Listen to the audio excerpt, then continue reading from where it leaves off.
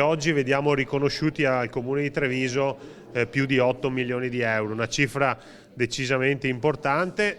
Ora cercheremo di capire come avrà intenzione di muoversi il governo, se ricorrerà al Consiglio di Stato o se aprirà un tavolo di concertazione e di trattativa con i comuni per recuperare queste cifre. Probabilmente la trattativa che si apre ora non sarà una passeggiata, la coperta è corta per tutti, ma la vittoria al TAR del Lazio è per certi versi storica, con il giudice amministrativo che ha dato ragione al ricorso presentato dall'Anciveneto in virtù del federalismo municipale. Era il 2012, anno in cui si passò dall'ICI all'IMU, quando la contabilizzazione dei benefici che dovevano tornare ai comuni fatta dal Ministero trovò l'opposizione di varie amministrazioni, soprattutto in Regione, che chiesero la rivalutazione e il riconteggio. La sentenza, 10 anni dopo, segna un punto a favore dei territori. Se la partita per Treviso capoluogo è di 8 milioni di euro, per gli altri 9 comuni della Marca ammonta complessivamente a 3, con Paese che fa la parte del Leone con 2 milioni e mezzo. Ci sono poi Cessalto, Meduna, Resana, Silea, Carbonera, Cappella Maggiore, Castelfranco, Colle Umberto, Cimadolmo.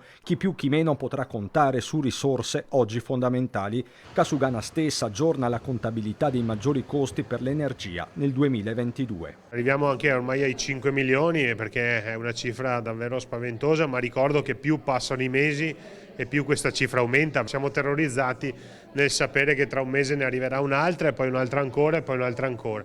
E quindi abbiamo bisogno davvero di risorse per far fronte a questa emergenza. Ora si aspettano le mosse del governo. Liquiderà le somme o ricorrerà al Consiglio di Stato? In attesa di capirlo, Conte fissa un punto. Cifre, ricordo, che sono dei nostri cittadini e quindi chiederemo con convinzione e con forza la restituzione di queste somme, anche perché in questo periodo avere una restituzione di 8 milioni di euro è una cifra decisamente importante e ci consentirebbe di tirare una boccata di ossigeno in un periodo dove i bilanci ovviamente piangono.